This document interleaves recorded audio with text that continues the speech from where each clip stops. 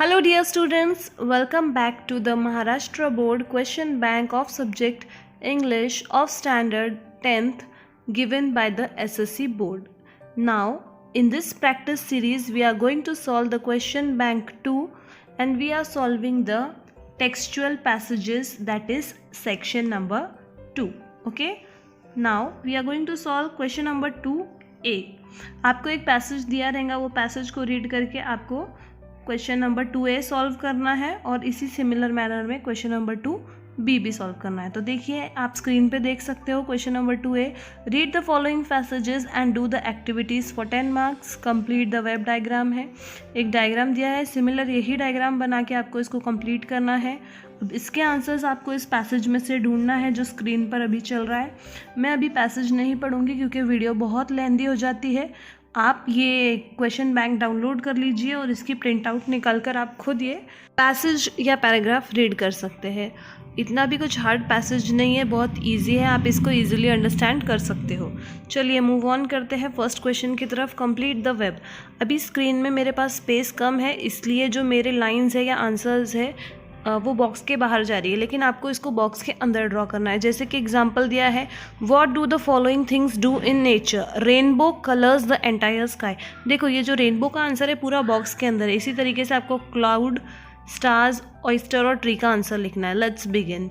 Stars shine across the infinite sky, clouds take new shapes with every passing moment, trees dance with unhindered passion, oysters take in a grain of sand, they open up with a pearl। ये सभी answers मैंने आपको दिए हैं, लेकिन students please आप ये remind रखो कि आपको ये सभी आंसर्स बॉक्स के अंदर लिखना है। Due to lack of space मैंने नहीं लिखा है। प्लीज़ आप पेपर के पहले क्वेश्चन में ये सिली मिस्टेक ना करें। ओके, अभी देखिए सेकेंड जो क्वेश्चन है, हमने अभी क्या सॉल्व किया, A1। अब A2, A3, A4 और A5 करना है। तो चलिए हम लोग देखते हैं कि A2 क्या है। What do the following things in nature teach us for 2 marks. First one, ants. Ants teachers team work and perseverance. Grass teaches us however impossible things may, there is always an opening to grow and thrive। दोनों sentence का answer आपको ढूंढना है passage के अंदर से ही। Okay, मैंने आपको रेडीमेड ये आंसर दे दिया है। चलो मूव ऑन करते हैं। A3, complete the following collocations with the help of the passage. First one, cold winter. Second, passing moment. Third, unhindered passion. Fourth, entire sky. It is just similar like to fill in the blanks. ये जो collocations होते हैं, winter के साथ एक adjective लगा होता है सामने, उसको कोलोकेशंस कहा जाता है। ये सब आपको इजीली पैसेज के अंदर से ढूंढ के निकालना है। चलिए हम मूव ऑन करते हैं A4 क्वेश्चन की तरफ। Okay, let's begin. Do as directed for 2 marks. First one, spider's web are delicate yet strong, rewrite the sentence beginning with although. देखिए मैंने इसका आंसर किया है, मीन्स ये सेंटेंस आपको ऑल्दो से स्टार्ट करना है। First one, although spiders web are delicate they are strong. और सेकेंड वाला देखते हैं हम लोग, we touch it and became gold our self. Add a question tag and rewrite the sentence. Second का आंसर है, we touch it and became gold our selfs, comma don't we question mark. चलिए move on करते हैं A5 की तरफ। Last question of this passage A5, how do you deal with the difficulties and problems in life? Explain in brief. Answer A5. Whenever I face difficulties and problems in my life, I believed in not making rooms for stress and worries. Instead, I try understanding the situation in the best possible manner.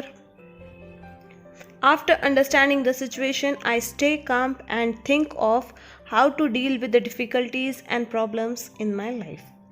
This was the last question of passage. Question number 2A का ये last passage था और हमने ये 10 marks का passage complete कर लिया है। नाउ मूव ऑन करते हैं क्वेश्चन नंबर 2 का passage number 2 means 2B। As similar to question number 2A1, question number 2B is, also same read the following passage carefully and complete the activities for 10 marks. इसके अंदर भी 5 questions है, 2 marks का each question है और आपकी score बनती है 5 मार्क्स। तो चलिए मैं पैसेज रीड नहीं करूँगी, पैसेज आप लोग रीड कर लेना। तो मैं डायरेक्टली फिर इसका आंसर ही आपको बता देती हूँ, क्योंकि पैसेज रीड करने की वजह से जो हमारा वीडियो का टाइमिंग है वो काफ़ी बढ़ने वाला है, इसलिए I am skipping to read the passages. Okay, main क्या होते हैं आंसर्स, तो मैं इस वीडियो में मोस्टली आंसर्स ही डिस्कस कर रही हूँ। तो चलिए बिगिन करते हैं फिर B1 से। Okay, let us see what is the question number B1। Arrange the following sentences according to their occurrences in the passage. Passage read करने के बाद आपको ये चारों सीक्वेंस वाले सेंटेंस को पढ़ना है और उसकी सीक्वेंस सही करनी है। मीन्स ये सीक्वेंस रॉन्ग दी है आपको। तो चलिए देखते हैं हम लोग इसकी सही सीक्वेंस क्या है। B1, a daring thought came to her and she hurried home. Second, she sat beside her father in the gallery. Third, she listened to the unfolding ragas. Fourth, she went up the steps that led to the wings. Okay, very easy to solve. चलिए move on करते हैं B. So now let us see what is B2. Pick out 2 sentences which indicate Smita was enjoying the concert. Answer B2. First one. Then the first notes came over the air and Smita felt as if the gates of a land of enhancement and wonder were opening. Second, spellbound she listened to the unfolding ragas. तो देखिए यहाँ पे आपको 2 sentence निकालने हैं जिससे आपको ये पता चले कि स्मिता कॉन्सर्ट एंजॉय कर रही थी। तो पैसेज में जो 2 सेंटेंसेस आए हैं जिससे हमें ये पता चल रहा है वो मैंने आपको यहाँ बता दिए हैं। ओके, बस आपको ये देखना है कि आप आपका जो पेपर अटेम्प्ट कर रहे हो वो नीट राइटिंग में अटेम्प्टेड हो।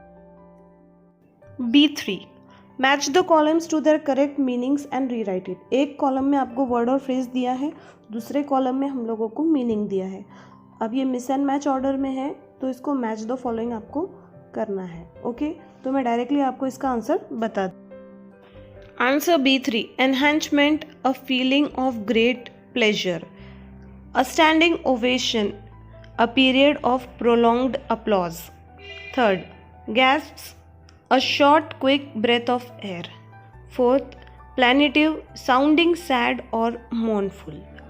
देखिए इसी मैनर में हमने ये आंसर कंप्लीट कर लिया है। ओके, नाउ हम लोग आगे मूव ऑन करते हैं। B4, do as directed. First one, the concert came to an end. The audience gave the artist a standing ovation. Begin the sentence with no sooner than. Answer. No sooner did the concert came to an end than the audience gave the artist a standing ovation.